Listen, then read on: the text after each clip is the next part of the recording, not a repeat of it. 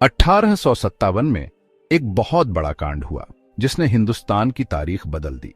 सिपाही विद्रोह, या जैसा इसे कहते हैं, पहला स्वतंत्रता संग्राम। इस समय ने ब्रिटिश ईस्ट इंडिया कंपनी और हिंदुस्तानियों के रिश्ते बदल दिए, छोटी मोटी नाराजगी को बगावत की आग में बदल दिया।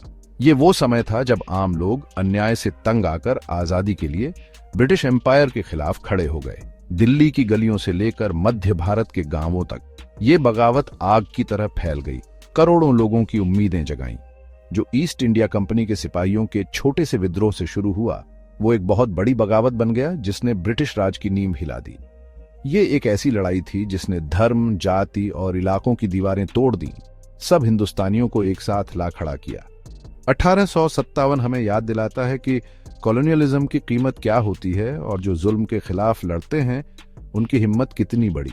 ये कहानी है हिम्मत, बलिदान और आजादी की चाह की, मुश्किल समय में एकता की ताकत की। इस बड़े कांड के कारण कैसे हुआ और क्या असर हुआ, यह समझना जरूरी है आज के हिंदुस्तान और उसके कॉलोनियल पास्ट को समझने के लिए। 1857 का विद्रोह अलग अलग लोगों की उम्मीदों, आकांक्षाओं और शिकायतों से बना था, जो सब ब्रिटिश राज्य के खिलाफ एक हो गए थे। सबसे आगे थे सिपाही, जो ईस्ट इंडिया कंपनी की फौज की रीढ़ थे। बड़े नामों में थे बहादुर शाह जफर, बूढ़े मुगल बादशाह, जो बागियों के लिए एक नेता बन गए। झांसी की रानी लक्ष्मीबाई, हिम्मत की मिसाल, अंग्रेजों से बहादुरी से लड़ी। तात्या टोपे, एक फौजी मास्टरमाइंड, ने गुरिल्ला तरीकों से बगावत को जिंदा रखा। बगावत की ताकत आम हिंदुस्तानियों में थी, किसान, कारीगर, धर्मगुरु और आदिवासी सरदार। गांवों और शहरों से वो हथियार उठाकर एक बड़ी ताकत बन गए।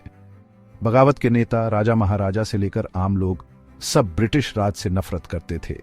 आजादी की चाह ने सब हिंदुस्तानियों को एक साथ आजादी की लड़ाई में ला खड़ा किया। हालांकि 1857 के विद्रोह की शुरुआत एनफील्ड राइफल के कारतूसों से हुई, जिनमें जानवरों की चर्बी लगी थी, जो हिंदू और मुस्लिम सिपाहियों को गलत लगता था, लेकिन असली वजह बहुत पुरानी थी। ये बरसों की नाराजगी का नतीजा था, धार्मिक बेरुखी, आर्थिक शोषण और राजनीतिक शिकायतों का जहरीला मेल जो ब्रिटिश राज में पनप रहा था। ईस्ट इंडिया कंपनी की नीतियां सिर्फ मुनाफा और फैलाव चाहती थीं, जिसका हिंदुस्तानी अर्थव्यवस्था पर बहुत बुरा असर पड़ा।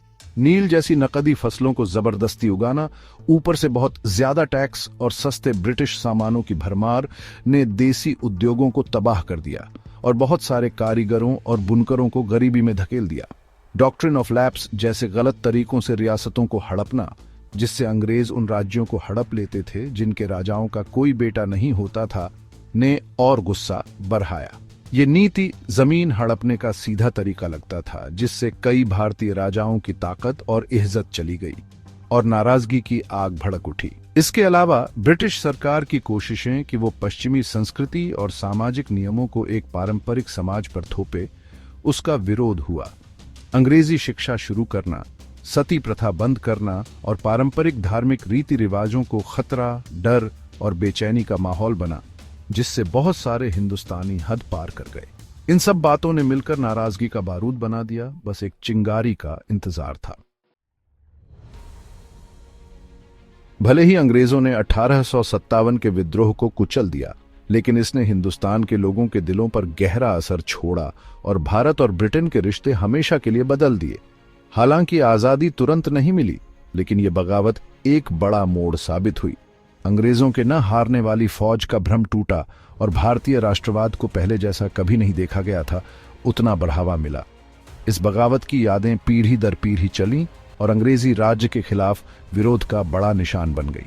बगावत के बाद अंग्रेजों ने बहुत बुरा सलूक किया, कत्लेआम, लोगों को फांसी और पूरे गांव तबाह कर दिए। ये दिखाता है कि अंग्रेजी राज की कीमत कितनी बड़ी थी। 1857 ने दिखा दिया कि अंग्रेजी राज कितना जालिम था और अच्छे राज का कोई भ्रम नहीं रहा। लेकिन इस खूनी लड़ाई के बाद हिंदुस्तानियों में एक नई एकता आई और सबको एक जैसा एहसास हुआ। इस बगावत ने उन्हें अपना दुश्मन पहचानने पर मजबूर किया और अपनी एक जैसी किस्मत को समझा। आगे के राष्ट्रवादी आंदोलनों की नींव रखी। इस बगावत ने अंग्रेजों को अपनी नीतियों पर फिर से सोचने पर मजबूर किया। ईस्ट इंडिया कंपनी खत्म कर दी गई और सीधा लंदन से राज शुरू हुआ। अंग्रेजी राज में एक बड़ा बदलाव आया।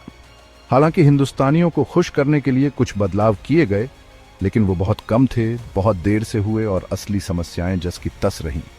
1857 की यादें एक जबरदस्त निशानी बनी रहीं कि अंग्रेजी राज्य कितना कमजोर है और लोगों के मन में कितना गुस्सा भरा है।